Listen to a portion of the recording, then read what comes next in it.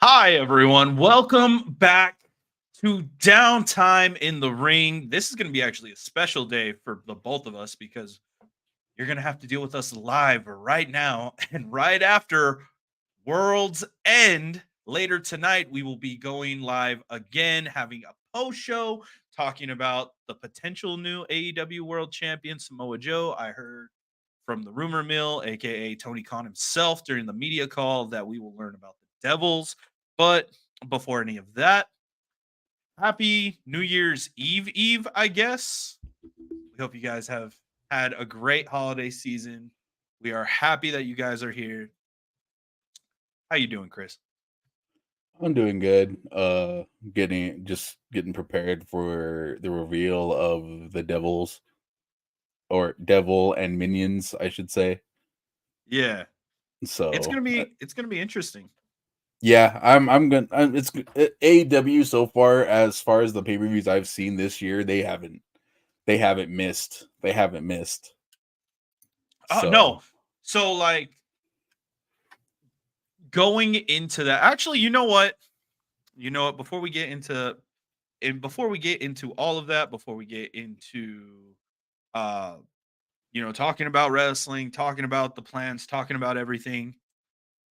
There's a project that you've been working really hard on that yes. I think we need to just show that. I think that that's So probably the best thing that we could show right now. before we show it, this project has been I've been working on since the past month. Really, like it kind of concepted back in what, You September? I'd say I say we've been doing it for about a good 3 weeks. We've talked about it since September when the Yeah. original idea was pitched.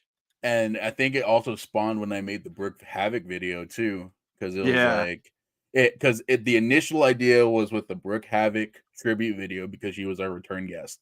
Funny enough, year in review, right? So we'll talk about that later.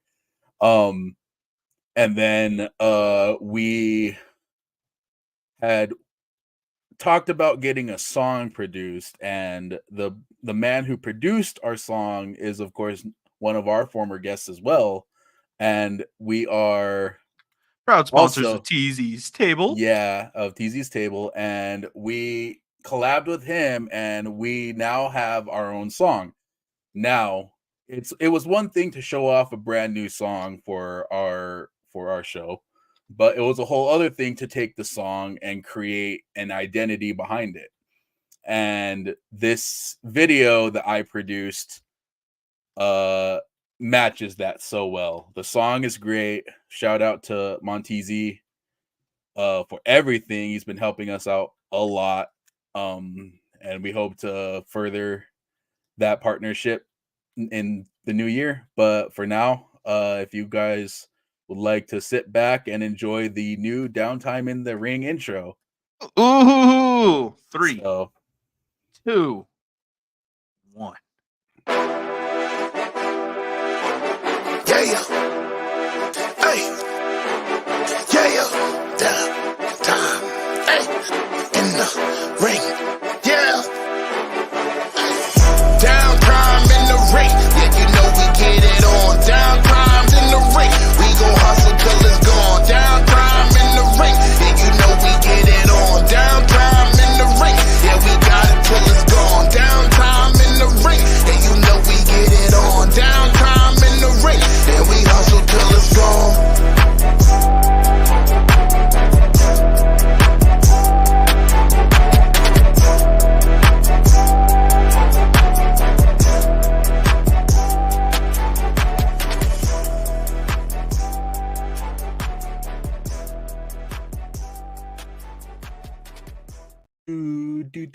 That's so fucking cool, That's dude. such a catchy like instrumental to have.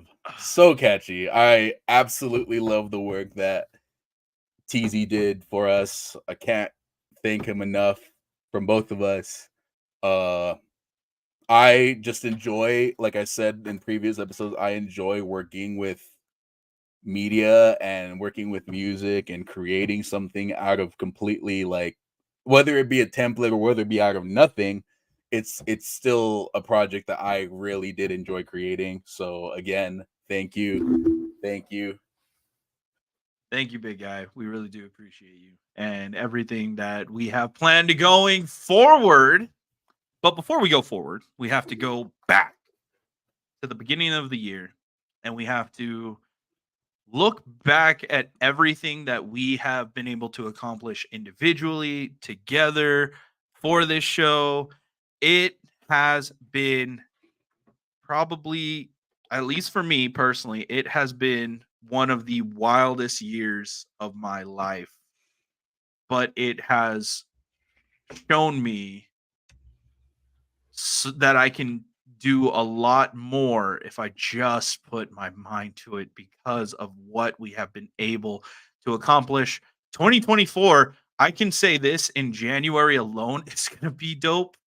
I can't even imagine what we have planned later on. January itself is going to be us just showing you guys we are super serious about this.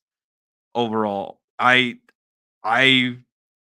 stay up at night and just think about everything that we have accomplished, the people we've gotten to meet, the conversations we've gotten to have with people that, as a wrestling fan. And as a wrestling fan, it's always crazy because I don't know why, but a lot of people get afraid of meeting, the Brooke Havocs, the Zillas, even Evan Mack. Like, I'll admit, we were freaking out about that one, but to be able to have this opportunity and to have the backing and to be able to do all of these unique things, I can't, I can't, man.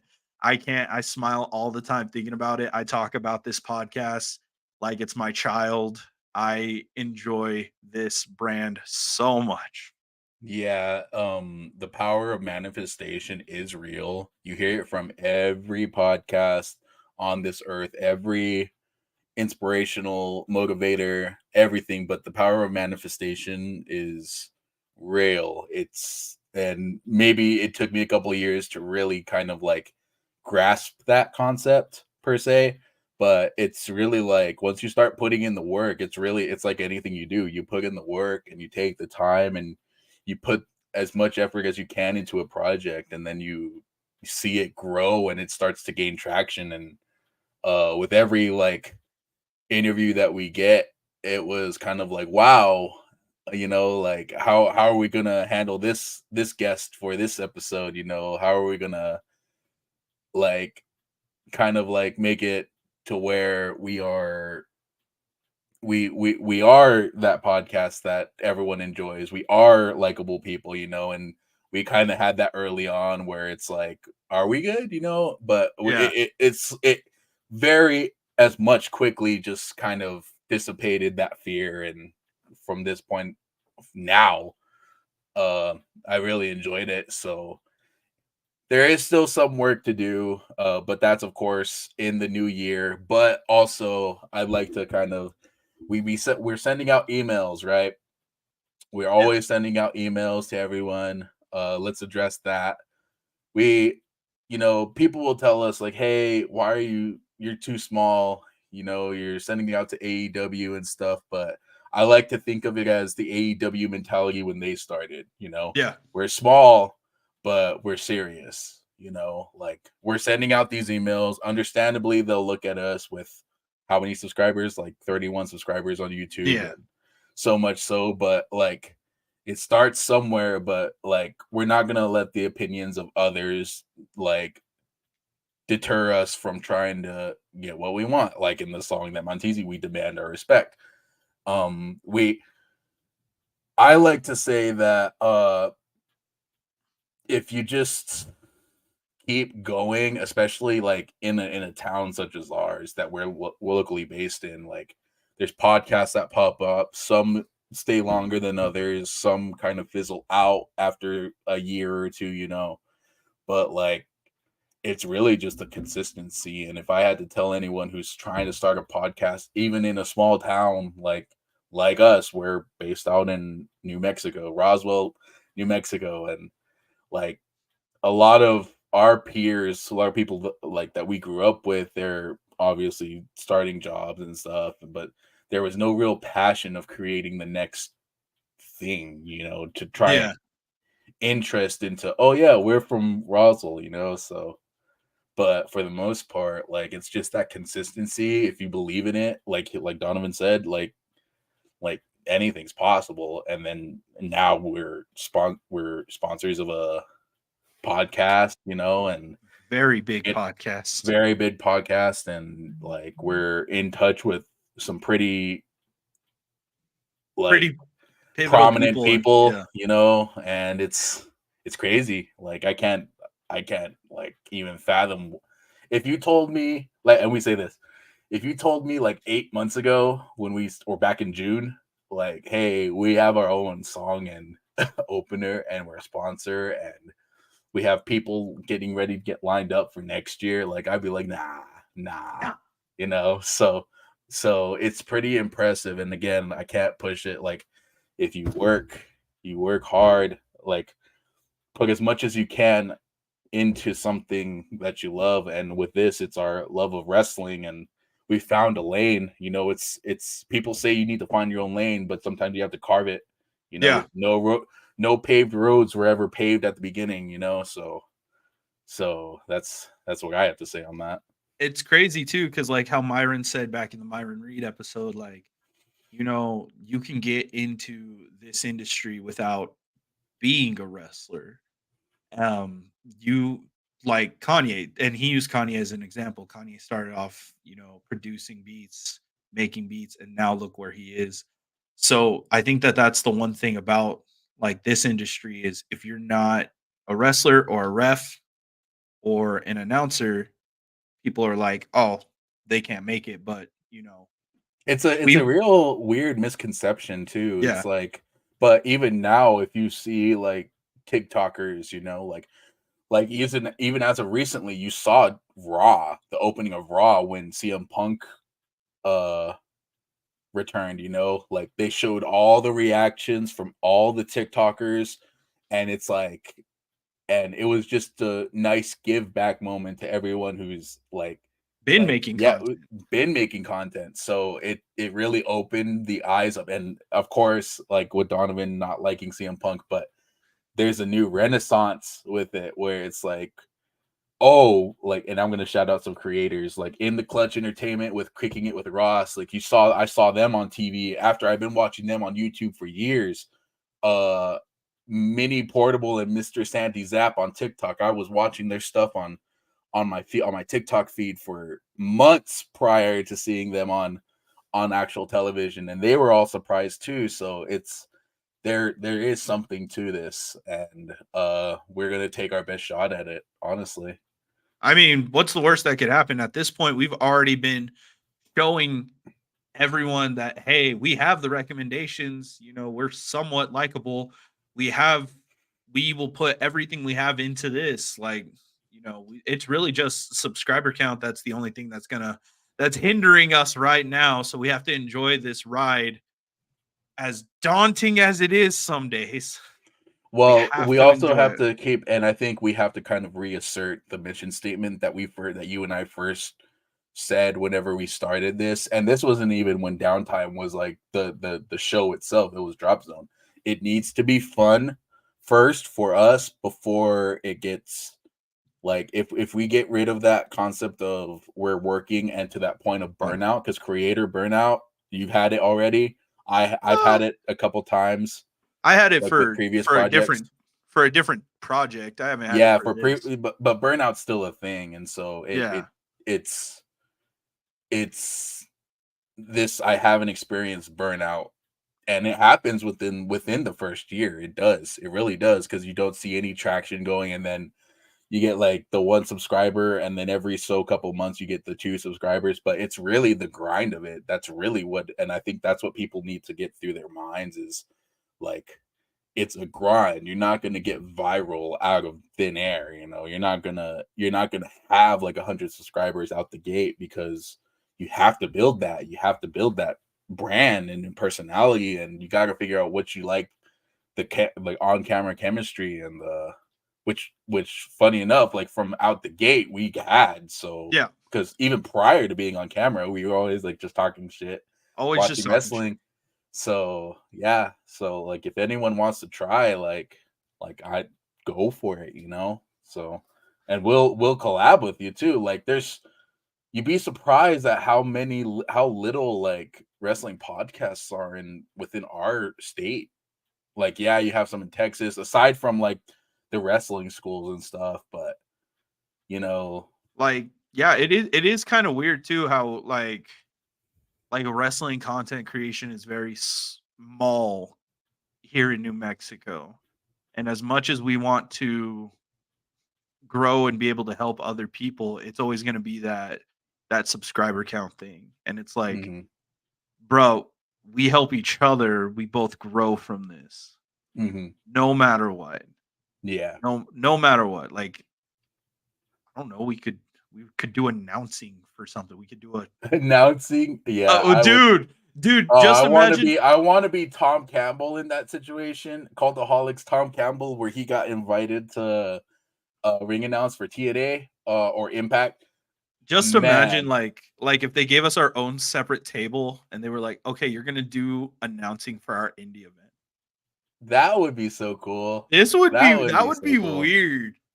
Who would be the you would be the color commentator. I'd be the color commentator. You have so many like ostentatious like things like, oh my god, like yeah, you're Yeah. the color. I'm the play by play. That I would laugh, dude, if they were like, "Hey, can we book y'all just to do announcing just for this one show?" I'd be like, "Well, since I'm still training, I'll do this, but also I'm okay going through a table. It's fine." Huh. Yeah, Right? huh. I'd be okay. I'd be cool with it. I have no problem with that. I already know I have the chops lined up, so I might as well just say like I'll take a table bump if presented the opportunity. You and Lunger have chops coming Shout for you. out Dab Dads. Those guys have Shout been out. going like let's take the moment and like just recognize one of the like longest running pods from New Mexico. They're the Dab Dads, and we recently just went on their live, and they're just like us. They're just working, grinding out, and now we're in talks of proposing skit ideas now. So like that's That's gonna be gonna be fun. fun. That'll be So fun. I already said Lucha Lalo. That'll be so fun. I have to get a So custom lucha mask though to fit their style, but it would be I can just imagine so many things with right. them. So let's get into this. Let's actually look at the past people we have.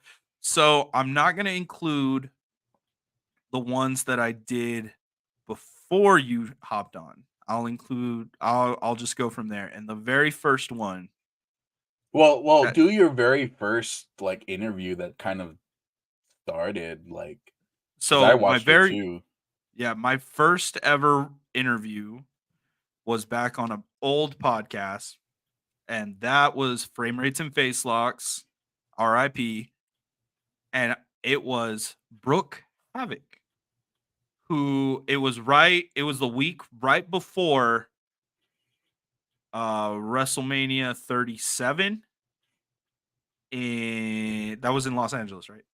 No, 38. 38 was in Los Angeles. Mhm. WrestleMania 38. It was right before then. She was starting her first real Mania week before, coming off knee injury and having to have surgery and all of this. This is her first real week, and the entire episode we're all laughing, we're having fun, and this was a little bit of like manifesting your goal, because the whole time in the interview we're talking about like what's the one promotion you want to work with going into Mania week, and she kept saying, I want to work with GCW. I want to work with GCW. GCW is where I want to work this upcoming week. And like literally the next night, GCW Brett Lauderdale of GCW announces GCW emo night, and she would be on the card, which was one of the coolest things to happen. And I was like, oh, okay. So this is actually really cool. This is something that I want to do.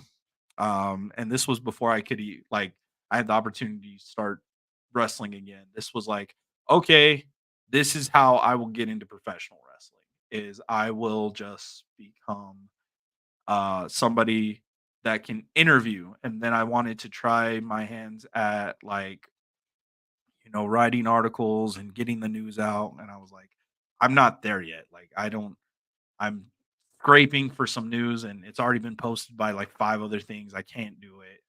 So I was like, okay, cool. I'll just get these interactions with these people um coming into it, and from there it has turned into like friendships, man. It's insane. It has exceeded my expectations because I walk into like every interview saying like I'm probably never going to really talk to this person again. And it's not because I don't want to, it's because everybody's busy, but then it goes into okay, I sent the Christmas text to basically everyone, and now I'm going to send the New Year's text coming here in the next day or so, going into that and getting replies back, and getting gifts, and uh Marty, I texted him Merry Christmas. He sent me back a gif of Merry Christmas, you filthy animal. So Uh-huh. that was cool. That was awesome. And like Evan T. Two, Mack, I sent him a, 2 minutes of pain time. I love hey, that's one of my early favorite moments, but go on. and like Evan T. Mack sent him some stuff. So going from there, and I've gotten to meet Erica Damia. I met her when she had 4 matches, and now she's going to come back to the podcast. We talk about her growth as getting an NWA tryout, being on the Wrestle Code, doing all that kind of stuff. Marco Mayor, started full queer and basically sold out an entire festival right after that interview, going into the Legend of Solar, which is Erica's dad. Now he's traveling with her, going to every event that she's going to. And we get to where Chris hopped on. Gino Rivera. Yeah, That so that was I don't amazing. know how I'm gonna tell this story because I was working and I work out of town, right? And I just get a random text, and this was me obviously like after joining the Royal Rumble, kind of getting back onto the train of watching wrestling again. And I was kind of just like, oh, that's cool. And then one day, I think it was a Tuesday. Yeah, it was a Tuesday. It was a Tuesday, and I get a text, hey, do you want to talk to a New Mexico wrestler? He's from Albuquerque, and I figured I'd ask because he used to live there. And I'm like, yeah, sure, I'll get on. And it was just kind of that, yeah, sure, turned into like, oh shit. Yeah. So, but yeah, no, Gino's like even like the concept, like it didn't grasp the concept that yeah, like wrestling's everywhere else and not in New Mexico. You see the dwarf wrestling and all that stuff, and like you kind of and you get the occasional WWE event here and the tour around here, but Yeah. you never hear of like a pro wrestling school or even local like wrestlers, and this was the Yeah. first one even for me. And that interview was so fun. That one was a good one, and then he becomes a very prominent part in, at least for me, in everything I'm trying to do now, so that I can make OTR, shout out to OTR, off the ropes. For anybody who wants to try it and is in New Mexico, you can head over to Albuquerque and you can try out at OTR. Who knows? But we're gonna go into the next one, and the next one next one. This was a jump. I'm gonna not lie. This one was like, oh yeah, let's like just talk to a guy who's just conveniently living in New Mexico, to not so far in terms of statewide, like miles wise, but very prominent. So after that, I get a response back after like a few months of grinding and trying to perfect my own solo content. I get a response back from a man. And this man is the son of the legendary Umaga. And Zilla was like, "Yeah, I'll come on the show." That was a jump in itself. That was insane. That was a, oh my god, what are we doing? And So then I you mispronounced his dad's name to Omega. Omega. Oh, not your best moment. Not gonna lie. Hey, it You made me gotta laugh. laugh. You gotta laugh. But I got a oof. laugh out of it. And so the funniest part of that entire day, at least to me, is you rushing home from work, trying to make it on time. Because I'm I getting the text like, know. I'm getting the text like, "Oh, dude, I'm almost there. I'm around the corner. I'm hopping to my desk," and I'm like, "Bro, he hasn't even gotten on yet. We're good. It's all good. Nobody's waiting for you, bro." Punctuality is key. So, Punctuality is sometimes nerve-wracking, I will say that, when it's come to this. And then you got to meet the first ever returning guest. yes, I got to meet Brooke. You got to meet Brooke. How was that? How'd I you thought like it was that? I thought it was pretty cool. I'm gonna say I became a fan of hers. Uh, and that was really she was really the first person I kind of researched because I've watched other wrestling podcasts or other wrestling shows, and the Chris Van Vliets, the Cultaholics, the what else, and basically everything else. And I was like, let me kind of do my research, and I knew I liked her when she had her theme song, "Cute Without the E." Yeah. I forget the band, but I was like, okay, sold. The whole, because I'm into pop punk myself, so pop punk rock and all that stuff. So I was like, yeah, this is my this I can see myself being friends with this person. So we're gonna hop a few more people, and we're gonna actually we're gonna talk about the car ride. The car The ride from hell. Yeah, the car ride from, I want to say the car ride from hell, but it wasn't that bad, but it was pretty bad. Because that led to downtime on the road, Ooh, which led to Marty the Moth coming on the show. by far one of my favorites to interview. Probably the most pinnacle as far as like, hey, you want to do this? You're gonna start doing this. So I like seeing his career and then seeing the way he is and seeing his like Twitch streams and all that. I'm like, how is this person? How does he have so much energy all the time? albeit he was sick when we interviewed him, and he And still had more energy. Yes. Like how? I don't understand it. I don't get it. He had so much energy to him, and I was like, wow, this dude is nonstop 24/7. But he gave a lot of good advice, and I mean life advice. He gave tons of life advice Mhm. that didn't even have to pertain to wrestling, that just pertained to in general, that we look at and we still bring up and we talk about, because this dude has gotten to do a lot of cool things, and not just in professional wrestling, but in general. And Mhm. so it's like, oh, this man's giving us literally the roadmap to be successful. How do we get there? Oh, okay. Well, we have to do it this way, and then we have to go this way, and we never have to complain about it, and we know it's gonna suck. And at the end of the day, when we finally do it and we finally accomplish it, we're gonna be happy. I'm like, all right, okay, I'll put my faith into him, and it's worked out pretty well overall. It has worked out really well. So Yeah. we'll go to, because I did Chico Adams solo. So let me address the reason as to why I am not in most of the interviews coming after. So at certain points in time, it's not so much that I don't have the energy, it's more so my time is allocated to my actual job.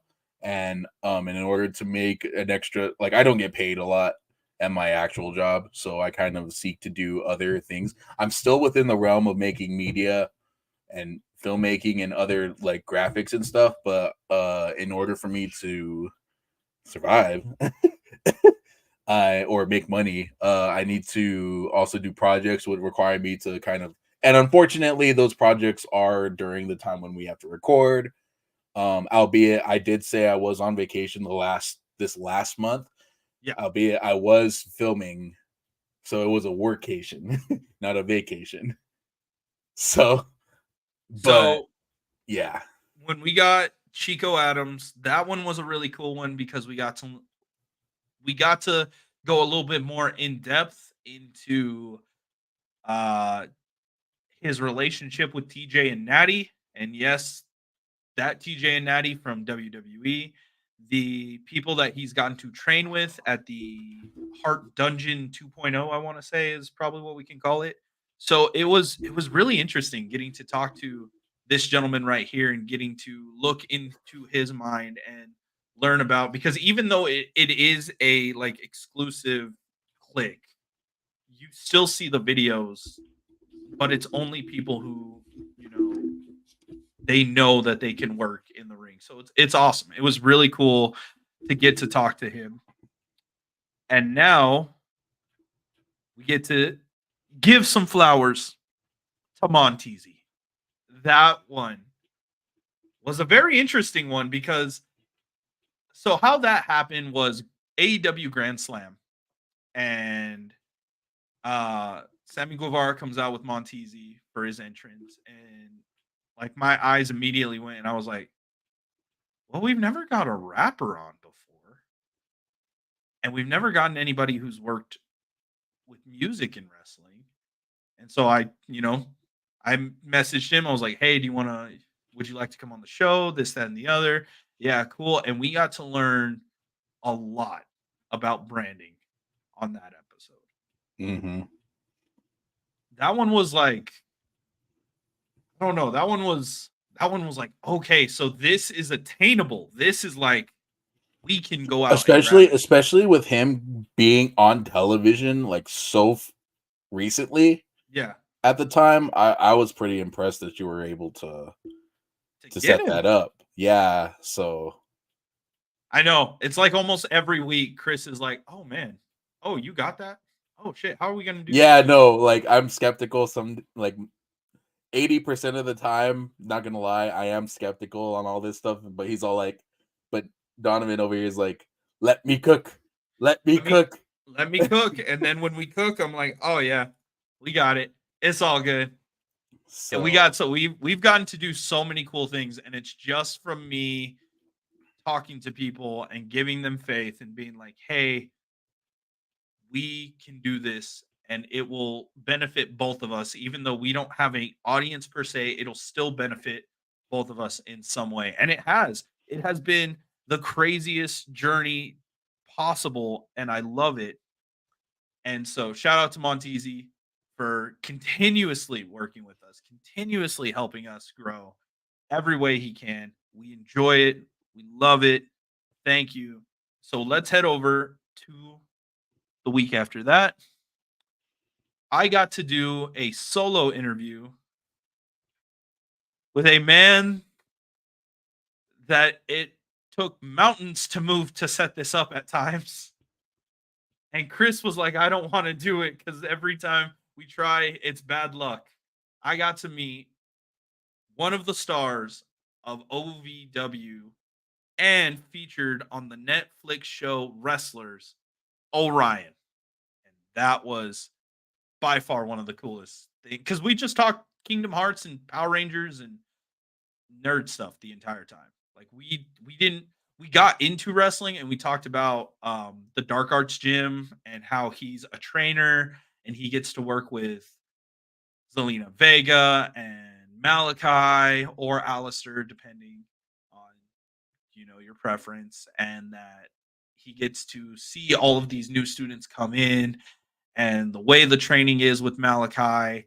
And it was an amazing interview. It was one of the coolest ones that I could have done because it felt just like talking to like Chris, like mostly Kingdom Hearts stuff, mostly nerd stuff, you know, and like just the smaller guy wrestling, the more tactician based wrestling. It was a really cool interview with Orion.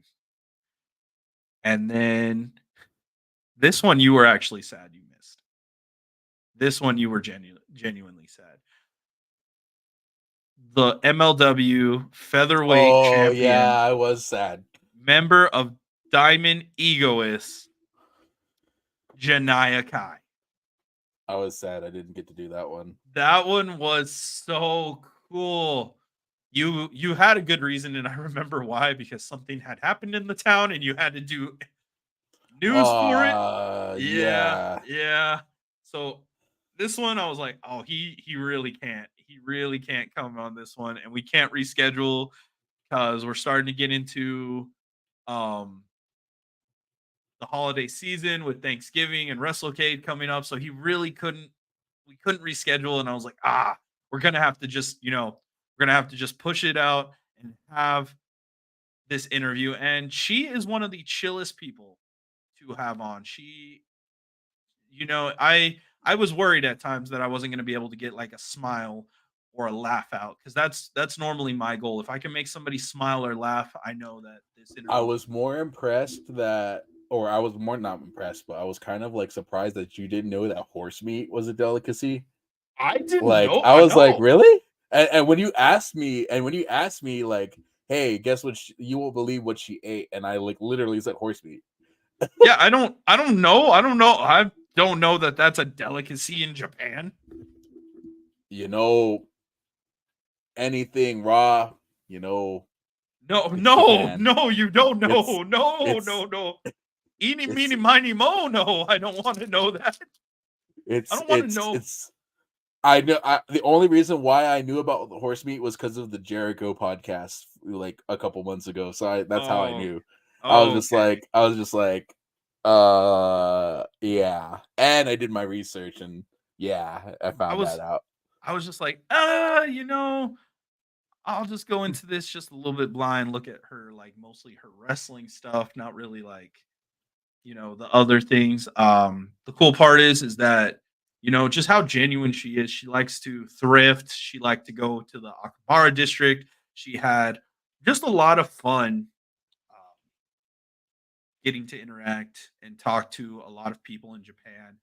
And I can't wait to see where she goes from there. I can't wait to see her be in AJPW or Stardom again. And, she wrestled one of my favorite female wrestlers, Kairi Sane. And you gave me a little insight on that match. I was over the moon. It was such a cool match. Also, which was interesting, she's never watched anime. And I was like, you went to literally the anime capital of the universe and you never watched it. So that was interesting. Then we get an on-air personality, a man who has worked for WWE, a man who has done multiple shows. We got Evan T. Mack. How'd you feel about that one? I was nervous on the side of like he's worked in production. He's going to school for film and film production, and so I was more nervous on the aspect of like, well, not really nervous, but I was very curious as to what kind of knowledge he has in terms of the production side of pro wrestling, as far as like Raw, SmackDown, because that's kind of one of my dreams to do, is to be like the guy making the Titantrons, be the guy making sure that the production runs smoothly during a live show. I would love to get my hand into all of that, and he knew some of that. And like in context to what we were doing, it was no different with the bump and on any of the prior shows he was on. So like it was very informative on that interview, and I really enjoyed that. Like he came in with that energy too that Martin Casas had. And then 20 minutes later, I hear recording started. It was Me 10 and minutes. It was 10 I saw minutes. me and Evan were like, we looked at each other and then we looked at you. We're like, wait, what? It was 10 minutes. Thank you. And the fact is, I was like, I never hit record. And I have been so good about that where You were. where I will hit record like 10 minutes before the interview even starts. And we just that day, it was fast paced. I didn't hit it, and I was like,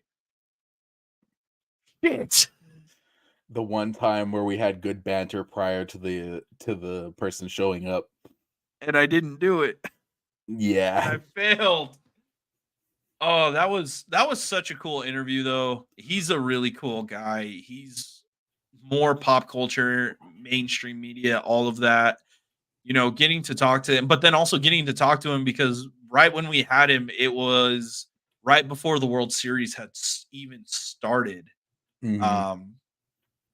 I believe that the Rangers had already beaten the Astros and the Diamondbacks were playing in game 7. And so we talked a little bit of baseball into that. And it was awesome. It was one of the coolest interviews on the fact that we didn't talk a lot of wrestling, even less than we normally do. We were talking more Mhm. about how the presence of media has been changing and how we don't want to fit into the circle of, you can only say this, you can only go here because it doesn't make it fun anymore. It doesn't make it exciting. It turns it into a job and then thus it doesn't make it worthwhile overall. So after that, we did a string of me and you videos going into Thanksgiving, the holiday season, all of that. And then we went back onto interviews where I got to sit down with Marcus D'Angelo. And Marcus D'Angelo is the co-host of a podcast, actually multiple podcasts, one featuring the Million Dollar Man, one featuring Jake the Snake Roberts, and one featuring Hacksaw Jim Duggan. He is also the producer of Kurt Angle's show and a producer on Jeff Jarrett's show. All of these that you can find on ad-free shows. Really cool guy, really chill guy, and the takeaway from that is that podcasting can become something. Like it can become just a normal job. Mind you, he's working with 5 recordings a week. The only problem is that he doesn't know, like he said in the interview, he doesn't know what day of which he's going to be able to get each of these men. Like, having the Million Dollar Man. He could have the $1 million Man on Monday, and then he can have Jake the Snake Robert on Tuesday, and then Hacksaw calls him and says, "Hey, let's do it again. Let's do it right after you're done with this one." And then he still has to worry about the Kurt Angle show, and he still has to worry about I just said the man's name. Jeff My Jarrett. World, Jeff Jarrett. He still has to worry My about world. My World. He still has to worry about all of these shows, and That dude I wanted to be a part, but again, I was you were out of town. I was That filming. that was the first weekend because you were gone 2 weekends. Yeah, he was really cool. We're definitely gonna have him back on with his brother. Talk just some more wrestling, just because it's interesting. Got to talk some football with him. Got to learn about the likes of Jake the Snake Roberts and the $1 Million Man and who they like in the NFL. That was really cool. Getting to give some love to a fellow Cowboys fan. It was one of the calmest. And what I took away after once the camera shut off and once me and him just got to talk, we spent like a good 15-20 minutes after, and I felt bad because the dude still had to go be dad and do all that kind of stuff. But he was giving me all of this advice. And the one thing that he took away that I got to sit with Morgan and talk about after is the fact he said, "You're a good host. You got to work on it, but you're a good host." He said that I have the energy that I can keep the audience all of this. And so that's why we've changed the way we do the thumbnails from the old style of thumbnail now to wacky and catching eye. And the titles have changed instead of downtime in the ring, blah blah blah. It'll be something unique. I know. Let me talk about that. So in the last episode, sorry we're jumping forward, but I had made a joke about Kofi and his Grinch body, and next thing I know, on the episode, on the title, it says how the Kofi stole Christmas. I was like, okay. He told me, he said the thing he said the most is if you want people to catch or to watch, it's you have to have something that'll grab them. It not necessarily has to be the main focus of the episode, but it is something that'll grab their attention. And when I look at the view count for that episode, I was like, okay. Yeah, no, there's a whole science behind titles, thumbnails, clickbaits. We'll still have to learn more on that, but it's really, you got to be on it. And yeah. Shout out to Morgan too, because she was like, she went completely blind. She was like, "So what do you want the thumbnail to be?" I was like, "Whoville, the Grinch, Kofi, all these wrestlers." And she had no context to what I said. She had no context to it. She was like, dude, it was funny because she was like, "Why?" And I went, "Just trust me. Just trust me." And I'll start saying a little bit of like, basically, I talk shit when I watch wrestling. And when I saw Kofi in that Santa Claus outfit, I was just like, I can't let you go, dude. I'm sorry. I love you. Kofi Mania all the way. But what, you went from Kofi Mania to stealing presents from Whoville. Exactly. Like dude. So I'll probably make some out-of-pocket jokes. Just know this is the precursor to this. Whatever jokes I make, it's not out of a personal attack. It's just for my own sake, for his own benefit. Comedy, yeah. So but it was good. It was a good joke, and it was just like, it was random too when you said it. Like we were getting into Raw, and you were like, "Kofi looks like the Grinch." Random as fuck. Overall, though, no, I can't. So yeah, no, we sorry, that was a sidebar. So yeah, I got lost there for a second. So after Marcus D'Angelo and teaching me that podcasting can not only be a viable option, it's working for multiple people. You just have to grind at it. And the one thing I'll take away from what he said, and this goes to everybody who wants to do anything, is he said, if you love it, do it for free for a little bit. Because that's how he got the job with ad-free shows. And now, he's living pretty good. He gets to travel with them if they decide to go to, a convention. And then one of the coolest things in the world is he was like, "Yeah, I got hookups to both shows whenever they come through Pittsburgh." I was like, "Oh, okay, lucky." That's one of the coolest things in the world. Road Dogg hits him up and is like, "Hey, you want some tickets?" I don't think that's how Road Dogg talks, but that. Oh, you didn't know? Oh, you didn't know? Sorry. And so the last interview that we have done for 2023. This one I was jealous you did. Why? Because I had just seen him like make an appearance on TNA. Because I was like, oh, that's cool. Yeah. Oh, you got him. Damn. Yeah. And I was still out of town. He was one of the coolest people ever. He's the young GOAT. He is a 3-time MLW middleweight champion. He is a member of the Rascals. He deserves to be signed already.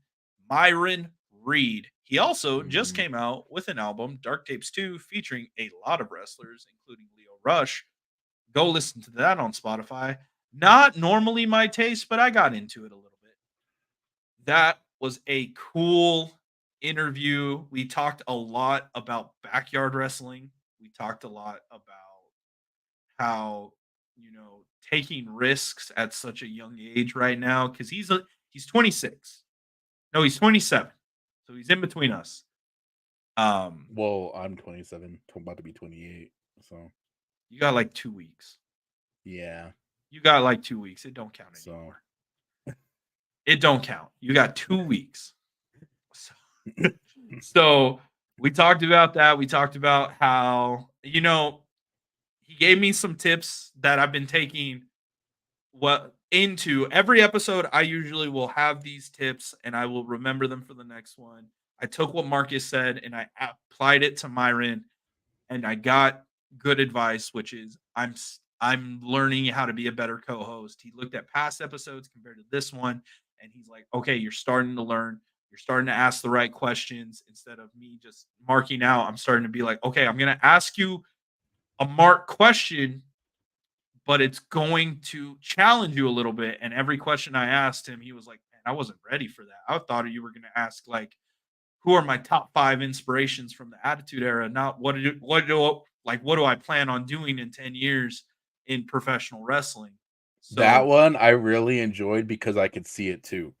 yeah. I could see that like you threw him off with like, oh yeah, this guy is not gonna ask me some No. serious ass questions. Like and that's where I enjoy from the most part because um the last couple of interviews that we did even early on, they were like, wow, we didn't think you'd actually ask that, you know. So Yeah, we don't. I mean, it's cool, but I know that professional wrestlers have been asked, who are your top 5 influences? Everybody's mhm. been asked that. If somebody asks me, I'm going to tell you fast who my top 5 influences are. Um, and I'm like, oh, that's not fun. But then you go into it and you're like, okay, so where do you see yourself in 5 years? Are you off the indies? Are you still on the indies? Because either way, you're going to make money. Like Matt Cardona's proving it right now. But then also everybody wants to be in Roman Reigns' spot. But then there are Mhm. some guys who are okay, like Drew Gulak, who's just being thrown around everywhere in WWE, and he's perfectly fine with it. So it really depends on like what these wrestlers want and where they're going. And I enjoy it. I think that it's one of the coolest things is that we get to throw them off. We get to, you know, we get to make them be a little bit more vulnerable than what they were probably walking into because they were like, oh, well, I got to answer this. The camera's on me. And I want to be like Cena and be like, I'm you got to learn how to cut a. so for preparation for next year, I have a couple ideas I'm gonna pitch to him later as we watching World's End. You're gonna like the kind of like because I was kind of toying with the idea of segments, but I know it's kind of cheesy to do segments, but it's like it doesn't have to be segments. It can be like and like always like because you always have one question that you always go to ask everyone like what's your legacy or something like that, you know? Yeah. And so, like, I'm like, oh, I kind of like that. So I'll play with the idea of some like long standing questions that will get to, something that supports our niche. So Yeah. And I mean, overall, that's been everything. There were a few interviews I didn't add in. I don't think I'm just because we're getting close to the end of this episode. Um, like we have Ross about Campbell, MMA fighter, that was pretty cool getting to meet him. Adrian Alexander, I got nothing but love for that guy. I cannot wait to one day make a trip down to EWA and go help him grow that promotion because I think that he does have the potential to bring Kentucky wrestling back to Did you what it say used to Michael be. Mayor? You didn't I say did. Michael I Mayor. I did say Marco. I did say Oh, Marco. Michael. And then Sorry, Marco. Michael, Oh fuck. Dante Ocean, didn't give them props. Got to give them love. Dante's killing it out at FSW. Ocean's trying to get every booking he possibly can into 2024. Give them some love. I know that he has his eyes set on Josh Barnett's Bloodsport going into that. But overall, guys, this has been a great year of just starting this. I can't say it anymore. Um, like I said, January is going to be very interesting. I can't wait to see, what we do, who we bring on, who we have, where you might see us, because who knows, you may see us not on Downtime in the Ring. And how would that be? So overall, I They're got just gonna nothing more. spawn in like Monster Reborn in a card game. Like they're gonna play like a card or something and be like, or like a Pokemon game, like I choose you. Exactly, dude. We're just gonna appear out of nowhere.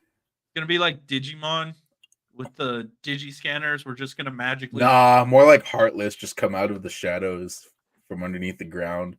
We're not dancing like nobodies, but we're not nobodies though. But that's all the love I got. Do you got any final words? Anything? Any thoughts? Anything you want to talk about? Not so much. Sorry, I'm kind of trying to figure out how much time we have on this. But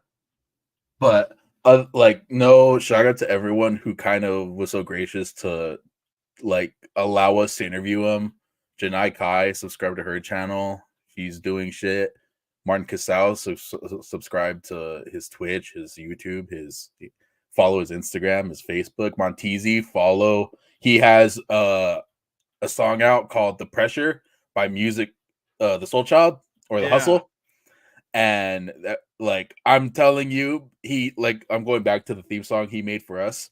His music is so good. I would encourage anyone and everyone to go check out his catalog, because you might find that your favorite wrestler theme song was also produced by him. So speaking of that, real quick, want to take a quick tangent away from that. Did you know Nicki Minaj made one for the WWE? I wouldn't doubt it, but I'm kind of surprised that you said Nicki Minaj and wrestling in the same sentence. Victoria's, when Nicki Minaj was part of a group called Hood something. She was. Oh, yeah. Is she the chick at the beginning? I'm not somebody you can mess with. Is she really that? Yeah. Oh my god! I saw that somebody posted that on Twitter the other day, and they were like, "I bet you guys would never believe this." Second tangent. Okay, then now we're just like 2 minutes into this live, and now we can just bullshit. Yeah. You ever watch Victorious, the Victoria Justice show? Yeah. You know Leon Thomas, the black guy? Yeah. Who played guitar? Yeah. Did you know that he wrote or co-wrote Snooze by SZA? Really? Yeah. I didn't. Okay. Yeah, no, I guess 4 months ago he was on like an interview show, and he was literally it's Leon Thomas, and he grabs a guitar and you just tell him play something, and he starts playing Snooze, and he tells the story of how SZA was in the recording studio when they played that track. SZA almost left because it's like, all right, the beats are okay, and then he just produced that out of nowhere, and now Snooze is like the biggest song in the US. So okay, so in terms of music, we'll be working on a couple of guests. Like Montez isn't the only one; he isn't the last one as far as recording artists. But man, I'm down to do all that. We're gonna try and bring. If you guys haven't already picked it up, we're trying to bring as many people in wrestling, not necessarily just wrestlers. We're trying to get everybody. And whether you're a fan, working within the industry, behind the scenes, actual talent, even the ring bell guy, come on, if you have stories, you got stories. I'm trying to get one personally. He's a fan, but I haven't gotten any word back on that yet. So who'd be cool is Samantha Irving one day. That'd be really cool. Oh yeah, just to give us our own like entrance theme. Oh, dude. I'll cry. I'm all crying. I'd be like, oh my god, can you give me the high pitch like Chelsea Green since you can't do that anymore? Huh, I'll take it. Downtime in the ring. I'd be like, oh, I don't know how I feel oh, about that now after I said that. I like it. You know, In the ring. no, do the Christmas song, the SpongeBob Christmas song to end the episode. Oh, wait. Well, no, I don't want to end the episode with that, but very special Christmas to me. Okay. Anywho, I want to end it with the opener one more time because again, it's probably my favorite thing I've ever done. So, All right. so Ladies and gentlemen, thank you. Remember to like, comment, subscribe, head over to our link tree, follow all the links, make sure that you guys just help us. We want to get that subscriber count. But before we end this, let's listen to the intro one more. Yeah, yeah. Hey. Yeah, yeah. Time. Hey. In the ring. Yeah. Downtime in the ring. Yeah, you know we get it on. Downtime in the ring. We gon' hustle till it's gone. Downtime in the ring. Yeah, you know we get it on. Downtime in the ring. Yeah, we got it till it's gone. Downtime in the ring. Yeah, you know we get it on. Downtime in the ring. Yeah, we hustle till it's gone.